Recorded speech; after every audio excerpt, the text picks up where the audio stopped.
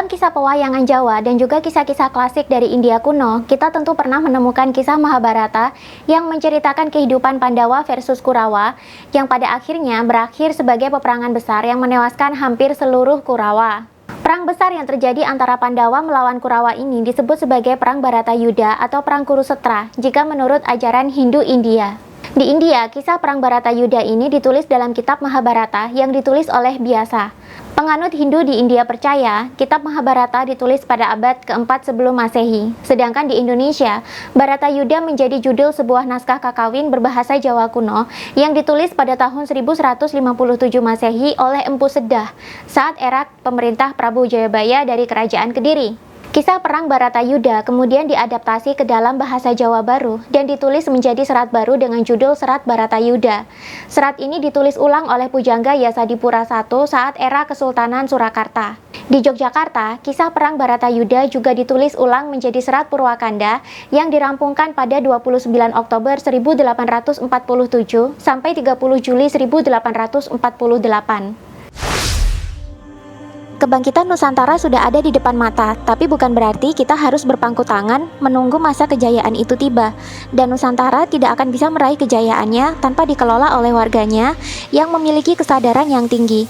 Dan ini bisa dimulai dengan kembalinya kita ke jati diri kita masing-masing.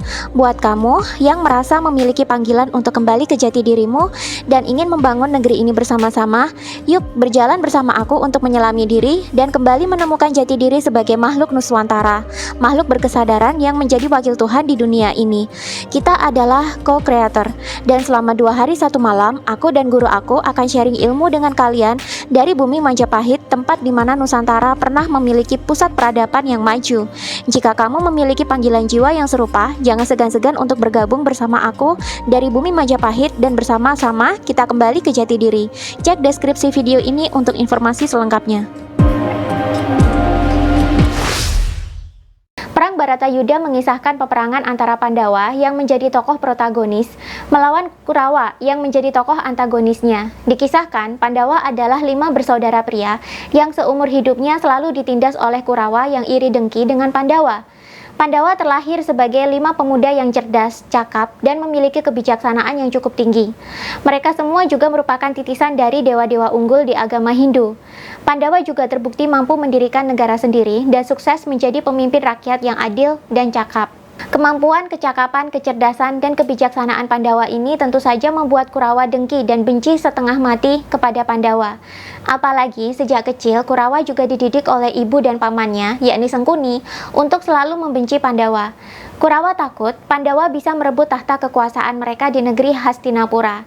Karenanya, Kurawa selalu berusaha untuk menyingkirkan, bahkan membunuh Pandawa. Namun usaha untuk melenyapkan Pandawa ini tidak pernah berhasil. Pandawa selalu kembali ke negeri Hastinapura dalam kondisi yang lebih baik dari sebelumnya, baik secara kecakapan maupun dari segi spiritualitas atau pemberdayaan karakter. Kurawa berhasil merebut apapun milik Pandawa, termasuk negeri Amerta yang telah susah payah dibangun oleh Pandawa. Kurawa bahkan berhasil menipu Pandawa agar Pandawa pergi dari negeri Hastinapura dan menjalani hukuman pengasingan selama belasan tahun. Ketika hukuman berakhir dan Pandawa kembali ke negeri Hastinapura, Kurawa menolak untuk menyerahkan kembali negeri Amarta dan terjadilah Perang Bharatayuddha. Pandawa yang baik melawan Kurawa yang jahat dan licik. Kisah peperangan ini menjadi fenomenal dan tak lekang oleh waktu. Di peradaban India dan Hindu, kisah Mahabharata menjadi kisah suci yang syarat dengan nilai moral. Di peradaban Jawa, kisah Mahabharata menjadi tema umum dalam kisah-kisah pewayangan dan beragam pentas seni. Belakangan kisah Mahabharata dan Perang Bharatayuddha ini mulai menarik perhatian para ilmuwan. Beberapa ilmuwan mulai berpendapat bahwa kisah Mahabharata dan Perang Bharatayuddha bukanlah kisah mitologi belaka, melainkan benar-benar terjadi dan layak untuk diteliti jejak-jejak sejarahnya. Kitab Weda pun telah menjadi rujukan beberapa ilmuwan dan dianggap sebagai rujukan sejarah yang relevan. Di India, beberapa arkeolog telah menemukan bukti yang menunjukkan bahwa di India diduga pernah terjadi 2 perang besar yang menggunakan senjata pemusnah massal dan senjata nuklir. Perang ini bisa jadi adalah Perang Bharatayuddha yang ceritanya abadi dalam kisah-kisah umat Hindu. Untuk membuktikan kebenarannya, seorang peneliti dan arkeolog bernama Michael Cremo pernah melakukan penelitian ke India di tahun 2003 untuk menemukan kebenaran Perang Bharatayuddha.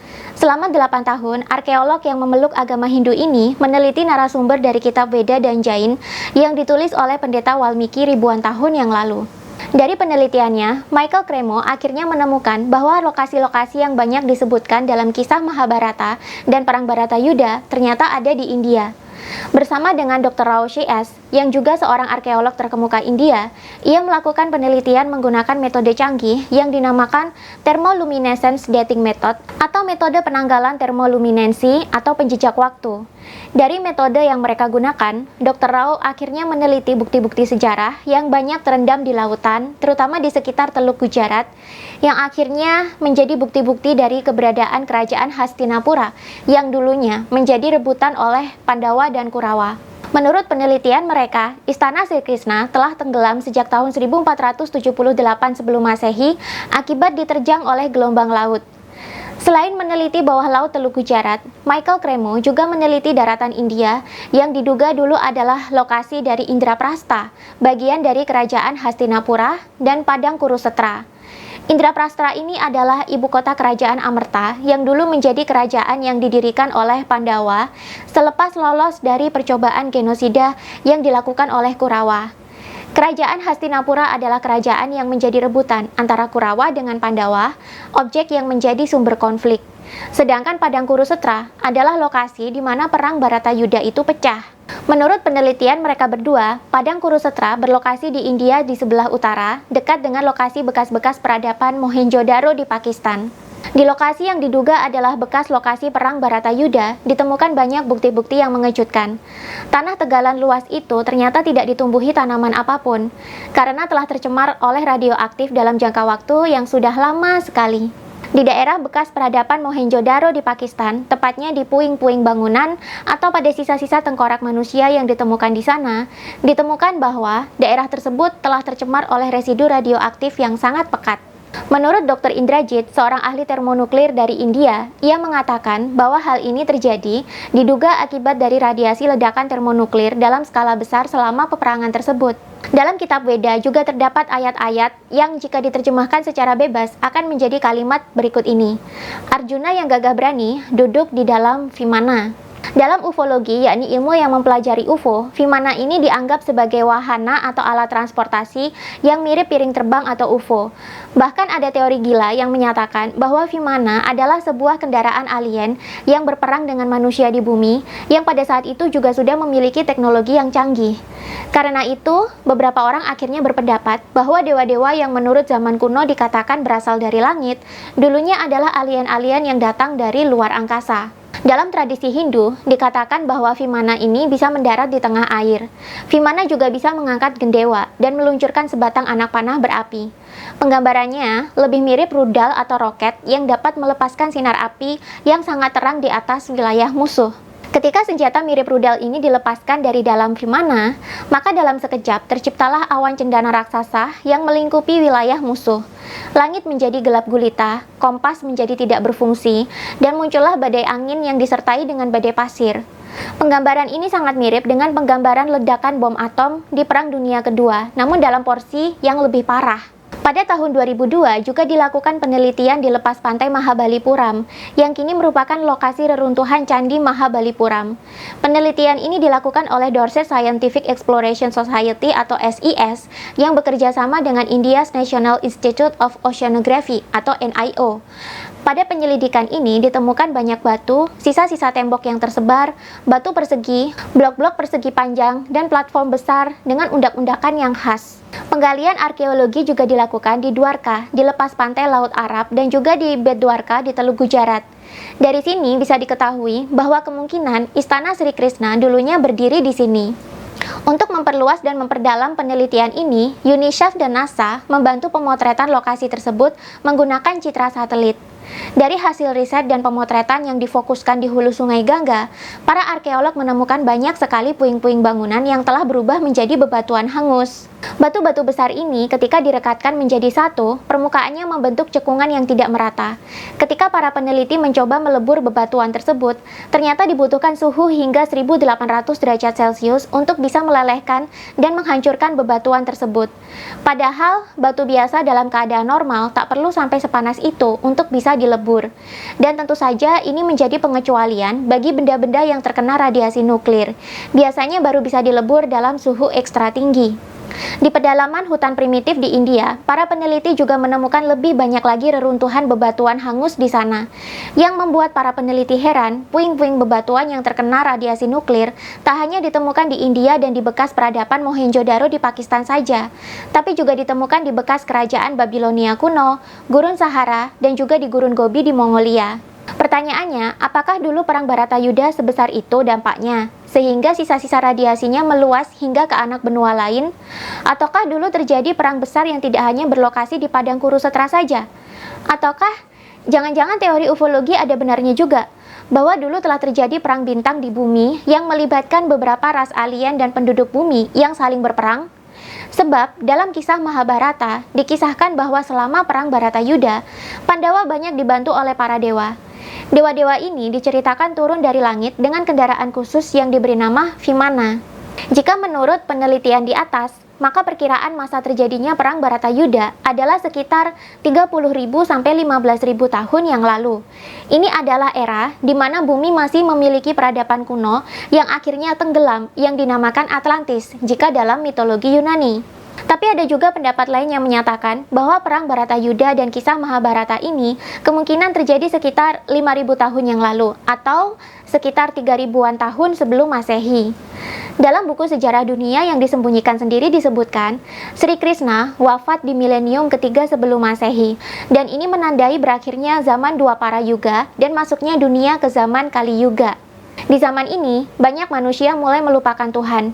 Banyak moral manusia yang sudah rusak parah. Kaum pria banyak berkuasa dan wanita dianggap sebagai objek pemikat nafsu belaka. Banyak siswa berani melawan gurunya. Banyak orang-orang yang mencari nafkah dengan tidak jujur. Dan banyak lagi kepalsuan, kebohongan, kejahatan, dan tindak kekerasan. Pada zaman ini, uang yang paling berkuasa. Hukum dan jabatan mampu dibeli dengan uang. Dalam kepercayaan Siwa Buddha di Nusantara, Sri Krishna dikatakan merupakan penjelmaan Dewa Wisnu yang memang sengaja diturunkan ke dunia untuk mengakhiri perang teknologi oleh manusia yang sudah mulai melampaui batas. Pada zaman Sri Krishna memimpin, teknologi manusia sudah sangat maju. Bahkan diduga, perang Baratayuda telah menggunakan senjata nuklir yang memusnahkan untuk saling menyerang. Padahal di era kita saat ini saja, senjata nuklir masih belum boleh digunakan. Penelitian mengenai senjata nuklir saja sudah bisa memicu ketegangan banyak negara, apalagi di zaman perang Baratayuda, di mana mereka saling serang menggunakan tenaga nuklir yang memusnahkan. Setelah perang Baratayuda usai dan dimenangkan oleh Pandawa, kehidupan manusia seperti diriset dari nol lagi. Manusia yang tersisa di bumi hanya tinggal ribuan saja. Selebihnya banyak yang bersembunyi di bawah tanah untuk perlindungan diri dari ledakan senjata nuklir yang mematikan. Ketika perang usai dan bumi sudah lebih aman, manusia-manusia yang bersembunyi di bawah tanah tadi keluar ke permukaan dan memulai peradaban dari nol kembali. Peradaban manusia dimulai dari zaman batu atau zaman prasejarah. Setelah melakukan penelitian di tanah India untuk membuktikan kebenaran perang Baratayuda, Dr. Michael Cremo kemudian membukukan penelitiannya dalam 3 buku yang dicetak pada tahun 2006. 3 buku tersebut adalah Forbidden Archaeologies, The Hidden History of Human Race, dan Human Devolution. Hasil penelitiannya tentu saja mematahkan teori evolusi Darwin yang selama ini banyak menjadi patokan pendidikan dan patokan ilmiah di belahan dunia manapun. Dr. Rao akhirnya juga mendapatkan penghargaan The World Ship Trust Award dari PBB atas upayanya menemukan siklus kehidupan manusia sekaligus mematahkan teori evolusi Darwin. Jika PBB saja sudah memberikan pengakuan atas penelitian para arkeolog tersebut, bukankah ini sudah saatnya untuk membenahi kurikulum pendidikan di seluruh dunia? Barangkali kita bukanlah manusia yang berevolusi dari bentuk makhluk yang lebih hewani seperti yang banyak diutarakan dalam teori evolusi Darwin. Barangkali ras manusia unggul sejak belasan hingga puluhan ribu tahun yang lalu memang sudah ada betulan. Dan ini sekaligus menguatkan dugaan bahwa dulu sebelum munculnya peradaban Mesopotamia, Mesir, dan peradaban Sungai Gangga, sudah ada peradaban lain yang lebih maju yang mengisi bumi ini.